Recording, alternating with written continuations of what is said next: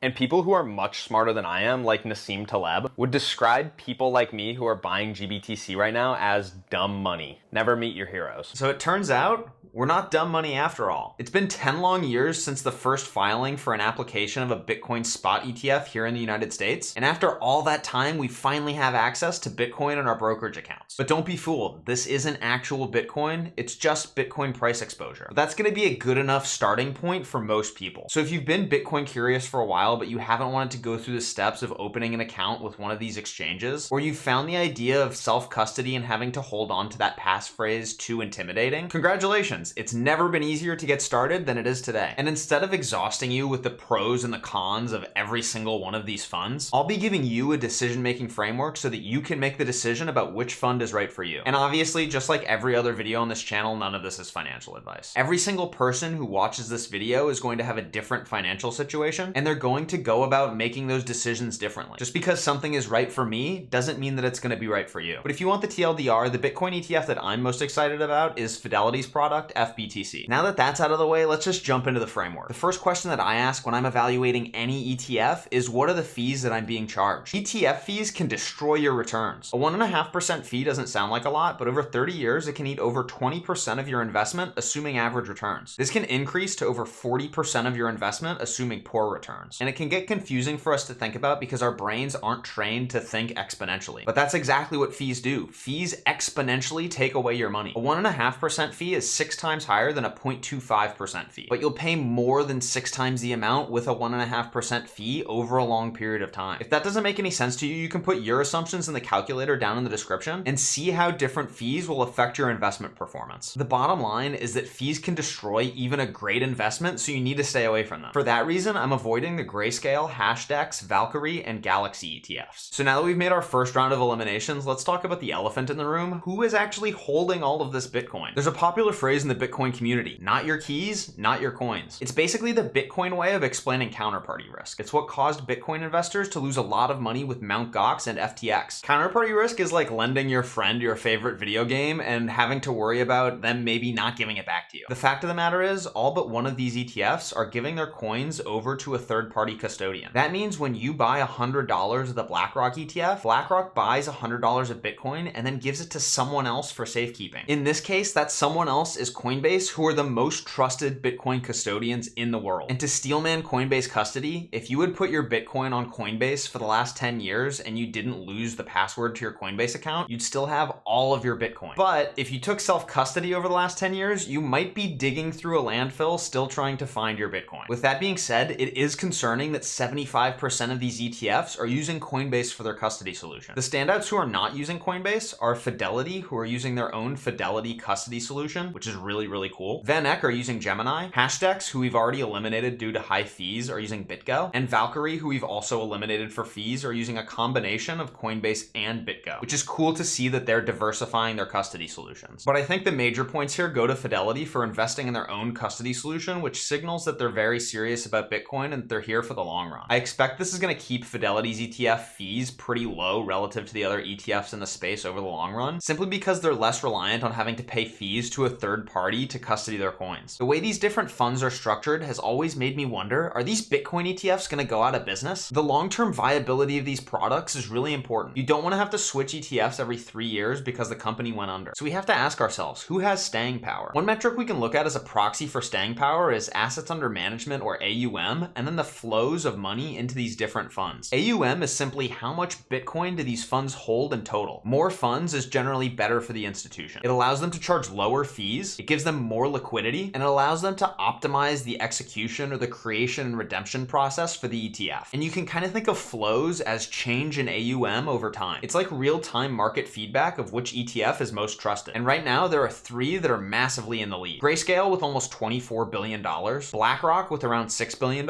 and Fidelity with around $4 billion. And then there are 2 more that have significant volume and are above the rest. And those are ARK with $1.3 billion and Bitwise with $1 billion.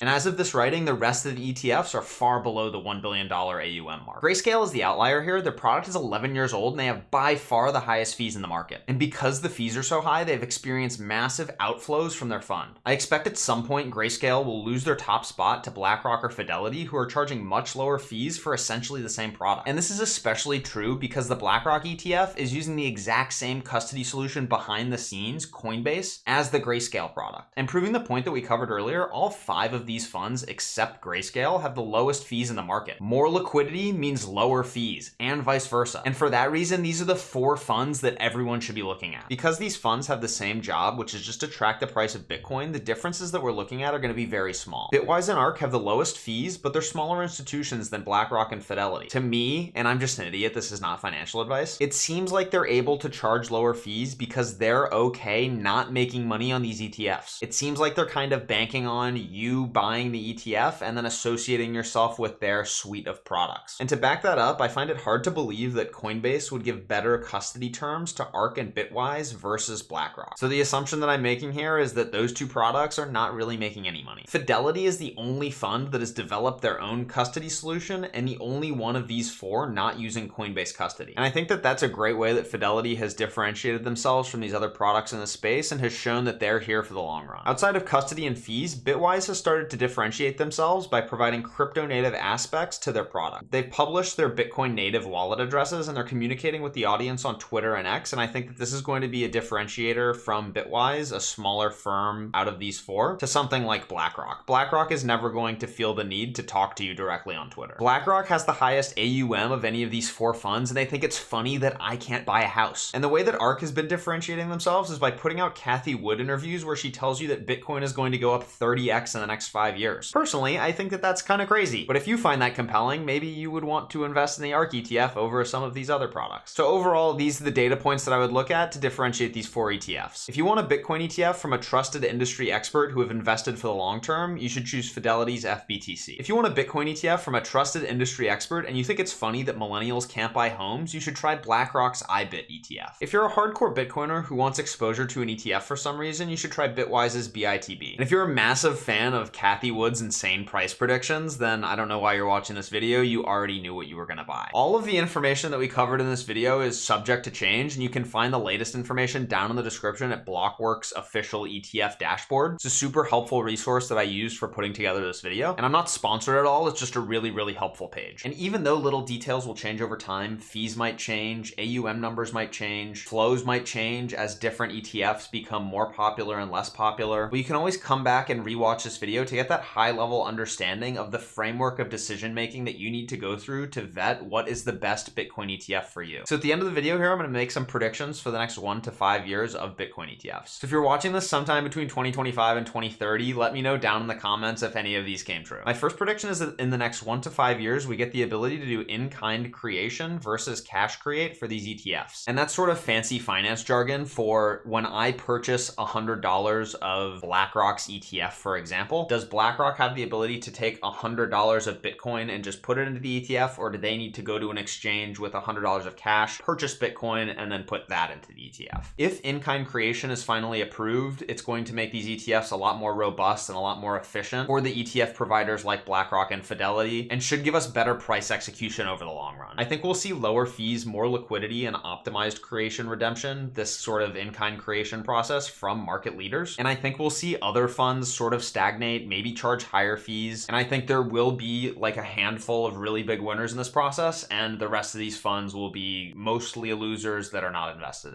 in my opinion. We'll see more funds try to differentiate themselves like Bitwise by making their products more crypto friendly and crypto native. I think especially we're going to see this from the smaller funds that are being forced to try to find a way to differentiate themselves by donating to developers or showing blockchain addresses, anything to kind of like garner the will of the people and make themselves look different than these Fidelity and BlackRock ETFs that I think are probably going to have some of the lowest fees in the long run. I think we'll see more investment advisor money enter the space as these ETFs become more popular and their regulatory statuses change. I think today is probably the all-time low for investment advisors advising people to invest in these ETFs, and I just expect that that number will get bigger and bigger over time. And then I'm pretty bearish on the idea that an ETH ETF gets approved anytime soon. I think that the market structure differences between Ethereum and Bitcoin, this idea that in Ethereum there's all this DeFi stuff going on and all these ERC20 tokens that the SEC is not a super big fan of. I think those things are going to stop the SEC from approving an ETH ETF, certainly this year, but I doubt that it happens in the next year or two either. So if you are here in the future, let me know down in the comments, was I right? Was I super wrong? And if you're here in 2024 watching this video with me as it goes live, what are your predictions? Do you think that any of this is going to happen? Do you think an ETH ETF is going to get approved anytime soon? Are you even interested in the Bitcoin ETFs, or are you worried about all of the things that could go wrong with them? If you don't know what could go wrong with them, check out this video over here to learn all the different ways that you could lose your Bitcoin, and subscribe for new videos every Monday at 10 a.m. Eastern. I love you all. See you next week.